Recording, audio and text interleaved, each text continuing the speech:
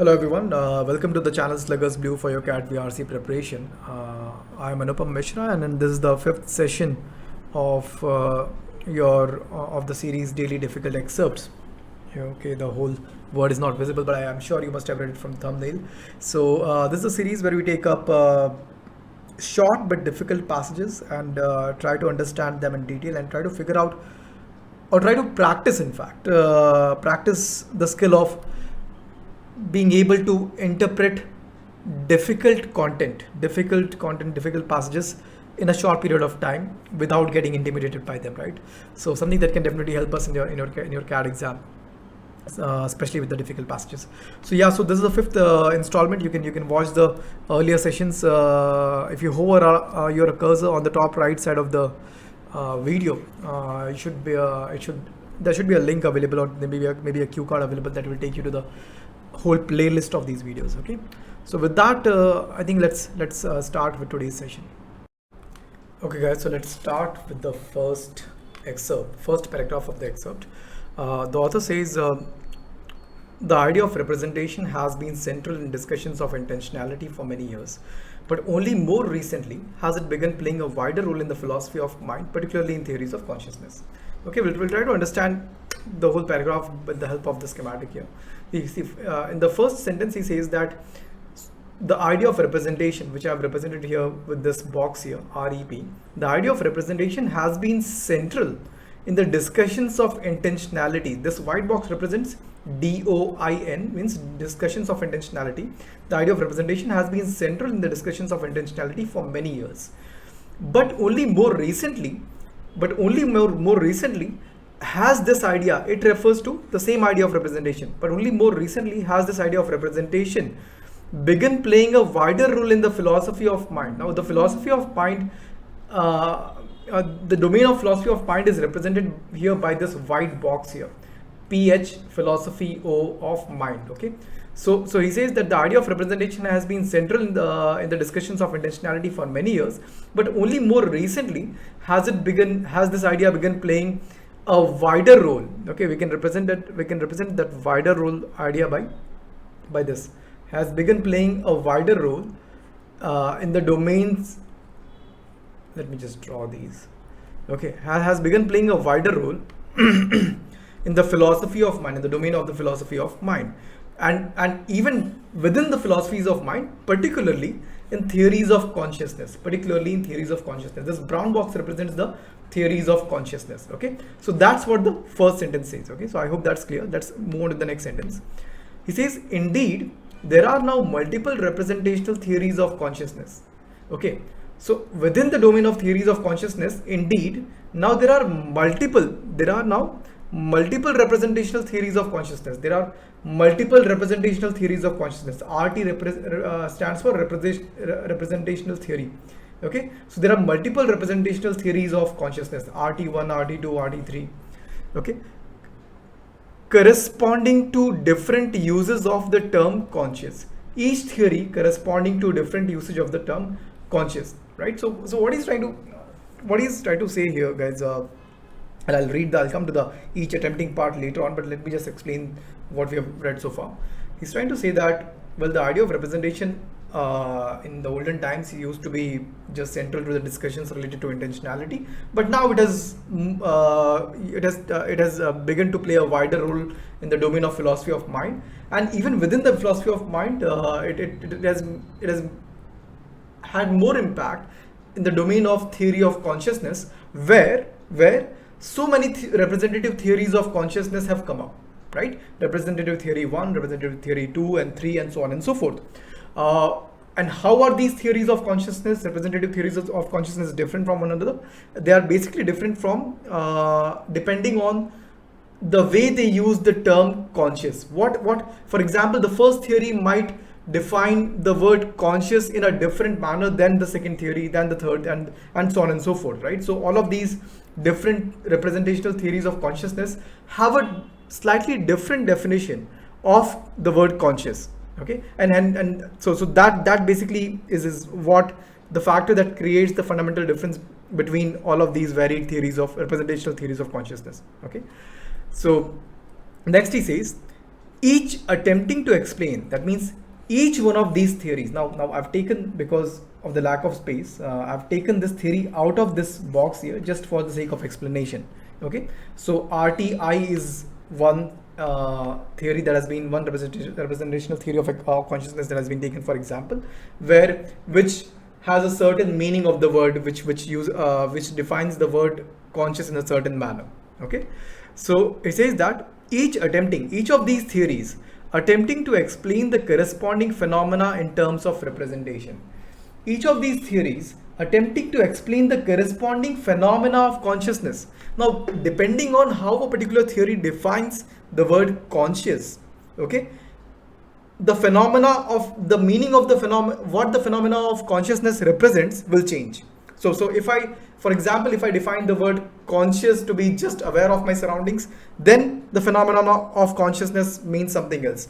If I define the word conscious as being conscious of my surroundings, as well as the future, as well as maybe many plethora of other things, then the phenomena of consciousness might have a different sense, right? Might have a different meaning. So he says that, let's read the whole sentence. Indeed, there are now multiple representational theories of consciousness corresponding to different uses of the term of the word conscious, each attempting to explain, each of these theories attempting to explain the corresponding phenomenon. What is the corresponding phenomenon? The phenomenon of consciousness resulting from that particular different definition of the word conscious for that particular theory, right? Phenomena of consciousness in terms of representation, right? Attempting to explain the corresponding phenomenon of consciousness in terms of representation. Okay, so let's come to the last line now. More cautiously, each theory attempts to explain its target phenomenon in terms of intentionality and assumes that intentionality is representation.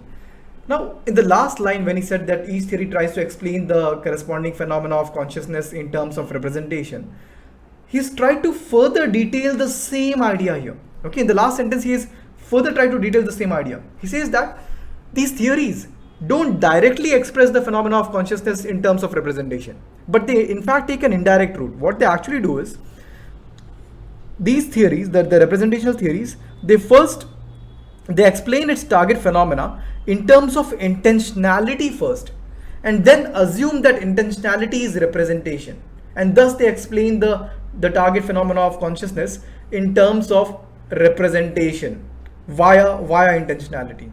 Okay, so that's, guys, your explanation of the first paragraph. See, guys, again, as I've talked about or discussed with you in the earlier videos, what does intentionality mean? What is the phenomena of consciousness? What is the philosophy of mind?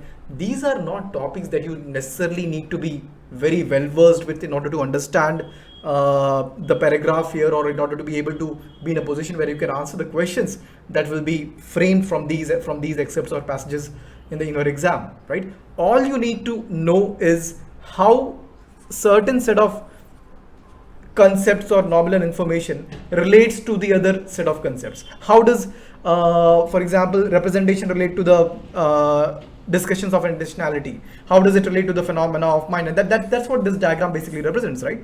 So do not be intimidated by the nominal information here. Please just focus on trying to distill out as much relational information that you can from the paragraph as possible, right? Okay, now let's move on to the next paragraph. Okay, guys, so let's start with the second paragraph. The author says an intentional state represents an object, real or unreal, say wings or Pegasus. So he's given the example of a real object as wings and unreal object as Pegasus. Wings, by the way, guys, is the name of a horse that has been recently winning many horse races.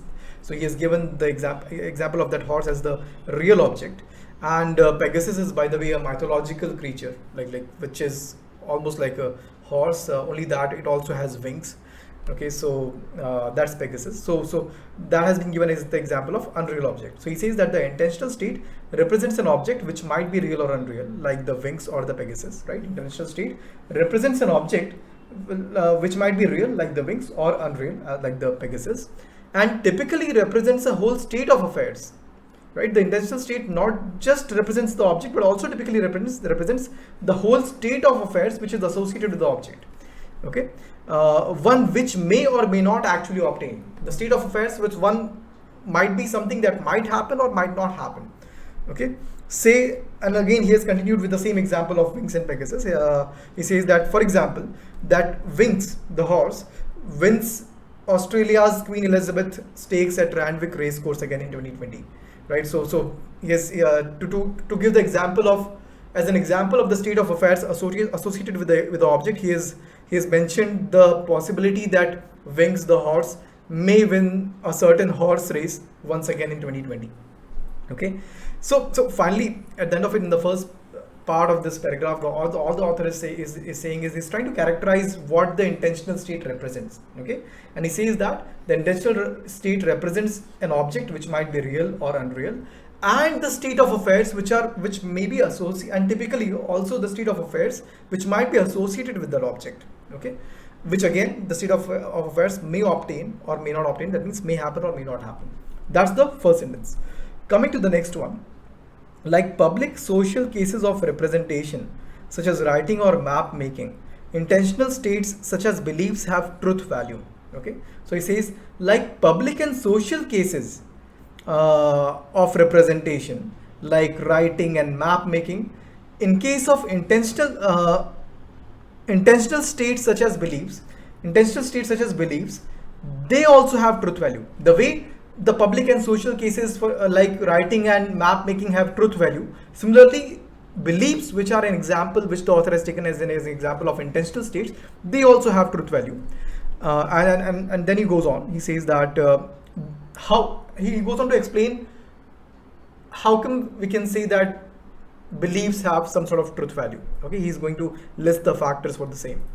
First, he says, because they entail or imply other beliefs, because the beliefs also have a truth value, like writing and map making, which are some public and social cases. Beliefs have truth value because beliefs imply other beliefs, right? So if you have a certain belief that maybe you believe in the idea that everything that happens for good, this belief by itself relies on certain presumptions, right? So a belief entails or implies other belief. That's the idea he's trying to convey. That's one factor that shows that the idea of belief, the intentional state of belief, has some truth value, according to the author. Next, he says they are, it seems, composed of concepts and, right? Next, he says that beliefs, it seems that they are composed of multiple varied concepts. So that's the second factor. And finally, and they depend for their truth, on a match between their internal structures and the world the way the world is. Sorry, my bad. And to assess or to understand how true these beliefs are, they basically depend on how well the internal structures of the belief match with the way the world is, right? So probably the higher the match of the internal structure of the beliefs with the realities of the world, the more truth value it might be said to have. Okay, so he has essentially listed the three factors based on which he is making a point that the beliefs as intentional states have some truth value. Okay, and that's where he ends. That's where the excerpt ends. Now, guys, again, as I emphasized in the last paragraph, again I will try to emphasize here. How do these factors prove that beliefs have truth value is not something that we need to be concerned with. All we need to understand here is that these are the three factors that the author has talked about when he says that, like when he's trying to make a point for belief as an intentional state having some truth value, like the other public and social cases of writing and map making. Okay, that's all we need to know, because that's all the questions that come from this excerpt that follow will pertain to. Okay, they don't require you to know each and every topic that is talked about in the passage in excessive detail. Okay, so that's about the explanation of the excerpt. Let's move on to the questions now. Okay, so let's start with the questions. Question number 1 says, in the lines each attempting to explain the corresponding phenomenon in terms of representation, the expression corresponding phenomenon is a reference to what? So this line has been given to us here, has been provided to us here in the first paragraph. He says, but the author says that indeed there are now multiple representational theories of consciousness corresponding to different uses of the term conscious, each attempting to explain the corresponding phenomenon. And then this is the term that is that the question relates to, the corresponding phenomenon. This is what we are supposed to focus on. Corresponding phenomenon in terms of representation. What does the author mean by that? We had discussed this in detail in the explanation of the first paragraph, but we'll go through this again. See, when the author says that there are now multiple representational theories of consciousness corresponding to different uses of the term conscious. So there are multiple theories of consciousness, of representational theories of consciousness, depending on how they define the word conscious. So RT1 would be a representational theory of consciousness which defines consciousness in a certain manner, and so on and so forth. RT2, RT3, and so on and so forth. And then he says, each of these theories, so we have taken one instance of these theories here to explain the next line. Each of these theories attempting to explain the corresponding phenomenon. In terms of representation.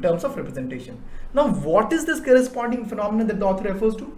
He basically refers to the corresponding phenomenon of consciousness, which arises from that particular meaning of from the particular way in which that theory defines the word conscious. So as discussed in the explanation of the first paragraph of the excerpt, that if a certain theory defines the word conscious in a certain manner, then the phenomenon of consciousness might have a slightly different meaning for that particular theory, right? So this sentence simply says that each theory attempting to explain the corresponding phenomena, so depending on the different use of the term conscious, whatever might be the corresponding meaning of the phenomena of consciousness, that's what each of these theory try to explain, attempt to explain in terms of representation. That's what he means. So let's look at the options now. The first option says, that the expression corresponding phenomena represents is a reference to the respective theories of consciousness. No. It's not a reference to the respective theories of consciousness. It is the reference to the varied meanings of the phenomena of consciousness depending on the varied uses of the word conscious, not the respective theories of consciousness based on different. So the second part is something that we are okay with. The use of the term conscious, well, that's fair, but not the respective theories of consciousness. It is not a reference to the respective theories of consciousness. So you can eliminate this with a capital E. Next, the respective phenomena of consciousness arising basis the varied use of the term conscious, right? So the second part has just been paraphrased here, and the first part makes sense. The respective phenomena of consciousness, phenomenon it should be, right? So that the only reservation we'll have with this option is the singular and plural aspect of the word phenomena. It should probably have been phenomenon. Otherwise, this seems like a good candidate for the correct answer. Okay, let's move on to the next option. The respective use of the term conscious for different representational theories of consciousness. So yes, different representational theories of consciousness will use the term conscious differently, but that's not what the corresponding phenomena refers to. The corresponding phenomena, again, as we just noted, refers to the corresponding meaning of the phenomenon of consciousness depending on the different use of the word conscious, right? So again, this can be eliminated. Next, the respective attempts to explain multiple theories of consciousness. Respective attempts to explain multiple theories. I don't think the author has talked about attempts to explain the theories of consciousness. The theory, the various representational theories of consciousness try to explain the phenomenon of consciousness. No one is trying to explain the theories of consciousness themselves, right? So that's a distortion again. So you eliminate this with a capital E. Thus, even though we do have, as I noted, that we do have some reservation with respect to the singular and plural nature of the word phenomena, this should have been phenomenon. Still, among these options, this will be the best option, right? So your correct answer will be option B. Moving on to question number 2 now. Okay, coming to question number 2. It can be inferred from the passage that only in recent years the representations of the central discussions of intentionality have begun to play a wider role in the philosophy of the mind, right? So that only in recent years representations of central discussions of intentionality have begun to play a wider role in the philosophy of mind. This the point of reference is in the first paragraph. We'll just take note of that. I think it's here. So the idea of representation has been central in discussions of intentionality for many years, and this is where the point of reference starts. But only more recently has it begun playing a wider role in the philosophy of mind. What has begun playing a wider role? What does it refer to? It refers to the idea of representation. What does the question stem say? The question stem says representations of the central discussions of intentionality have begun to play a wider role in philosophy of the mind. While the passage says the idea of representation, which was central to the discussion of intentionality for many years, that idea of representation has only recently begun playing a wider role. Not the representations of the central discussions of intentionality. Just because the words happen to be in proximity, we cannot just take any random permutation and combination of the word in certain proximity and expect that it will carry the same meaning here, right? So that's why this is definitely not correct. The statement will definitely will be false, right? Moreover, also note that the passage says only more recently has it begun playing, while the question says only in recent years. How can we necessarily assume that more recently refers to recent years? But that again, guys, is the secondary reservation that we have with respect to the statement. The primary reservation is still how idea of representation is different from representations of the central discussions of intentionality. Okay, so your correct answer here will be false. So I hope that's clear. Let's move on to the next question. Okay, so starting with question number 3, the stem says it'd be fair to say that the better the concurrence between the real state of the world and the internal structure of an intentional state, the higher its truth value, right? Now this is something that the author has talked about in the later part of the second paragraph. If you read from here, like public social cases of representation such as writing or map making, intentional states such as beliefs have truth value. Okay, and what are the factors that show that? The first factor, he says that the beliefs, they entail or imply other beliefs. That's the first factor, they entail or imply other beliefs. Second factor, that they are composed of concepts, and that the beliefs as intentional states are composed of concepts, concept 1, 2, 3, varied concepts.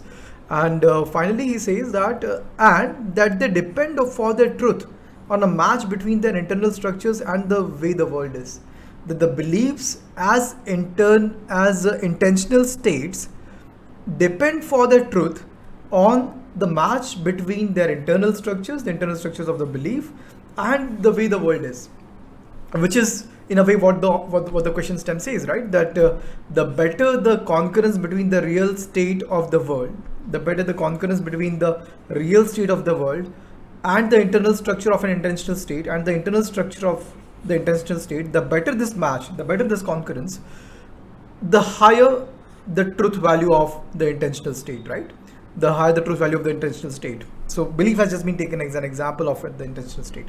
So yes, this statement does make sense, and hence the correct answer here will be true. False will be incorrect. Okay, so let's move on to question number 4 then. Okay, so fourth question says the author might certainly concur that writing that is fictional in nature never has any truth value as opposed to non-fictional writing. Okay, so guys, again, this is an application question where the same concept that intentional state, the truth of intentional states depends on the match between the internal structure of the intentional state and the real state of the world.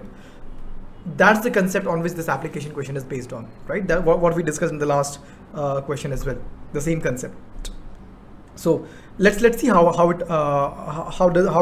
we can superposition this application on that concept. Okay, so it says that the author might certainly conquer that writing that is fictional in nature, right? So instead of beliefs, they have taken as an internal state fictional writing.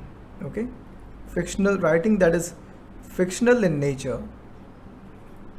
Fictional writing never has any truth value as opposed to non-fictional writing. So fictional writing as an internal intentional state never has any truth value. That means there is no truth value. That basically implies that the internal structure of fictional writing never matches how the real world is, right? That's what this means to say. If there's no match, that means there'll be no truth value in fictional writing as an intentional state. That's what this option seems to say. Now, in a way, this seems to make sense because fictional writing is, well, writing that is not directly based on real events or things that have transpired in reality. They are stories, but then the definition of but then the concept of how beliefs or any other intentional states derive their truth value talks only about the internal structure. It doesn't say that that the intentional states internal structure and every other minute and detailed aspect of it has to match with reality, right? It doesn't say that. So first of all, we can't necessarily say that fictional writing will never have any internal structure that at all matches with what the way world is. Okay, so first of all, we can't say that necessarily. In some cases there might be a lot of match, at least at a low resolution level, at a more conceptual level. In some cases there might not be a match, but yes, the important thing is we don't really need to go that far. We don't need to start considering, okay, fictional writing may sahi mein does fiction relate with the real world or not, does it not? We don't need to think about that. All we need to acknowledge here is that it's not something that we can necessarily say that it will never have any match. The internal structure of fictional writing will never have any match with what the real world is. Why? Because if you look at the question stem, it notes that the author might certainly conquer, right? We can't say that at all. We can't say that the author will certainly agree with the idea that fictional writing has no fictional writing has any internal structure that is representative at all of what the real world says, right? We can't, even if the author might conquer, we can't be certainly sure about that, right? So the certainly conquer part is the part that definitely renders this statement to be incorrect. Okay, and hence your correct option in this case will be false. Okay, so I hope that's clear. Let's move on to the next one. Okay, so coming to the next question, that's question number 5. It can be inferred from the passage that theories of consciousness may fall in the domain of the philosophy of mind. Yes, in fact, this is something that is very clearly apparent even from the schematic that we have drawn for the first part of the first paragraph, right? The author says that idea of representation has been central in discussions of intentionality for many years. So idea of has been central to this in discussions of intentionality for many years, but only more recently it has begun playing a wider role in the philosophy of mind. Now this larger white box represents the domain of philosophy of mind, particularly in theories of consciousness. That means within the domain of the philosophy of mind, particularly, like even within that, at an even more narrow level, with respect to the theories of consciousness. That's where the ideas of representation have started creating more of an impact, even within the philosophy of mind. So yes, so from this we can in fact infer that theories of consciousness, at least so far as this passage is concerned, this excerpt is concerned, they do fall, they may fall. And please also note that the stem says may fall. So yes, they may fall in the domain of the philosophy of the philosophy of mind, right? So hence this answer will also be true. Okay, false will be your incorrect answer. So with that we have completed all the 5 questions. Okay, so with this, we have come to the end of the session, guys. Now, for those of you who have not subscribed to the channel, Sluggers Blue is to help aspirants get over their VRC fears, to help them in their preparation for the CAD exam, especially for the VRC section.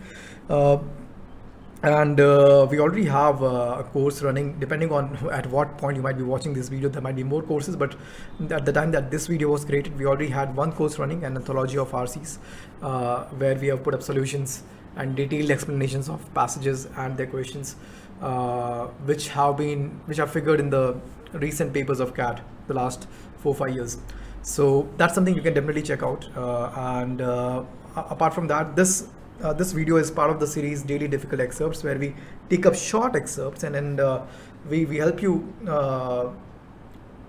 get over your fear of having to encounter difficult passages that have vocabulary that you might not be used to, or have ideas or come from the domain that you're not very used to, and then how to tackle them, and what are the methods that can be employed. That's what we talk about. That's what we try to do in these sessions, right? So do keep watching these and subscribe for more such content. Thanks, done. If there's any kind of feedback, anything at all, you can put it in the comment section, and I'll be signing off for now then. Goodbye. Thanks a lot.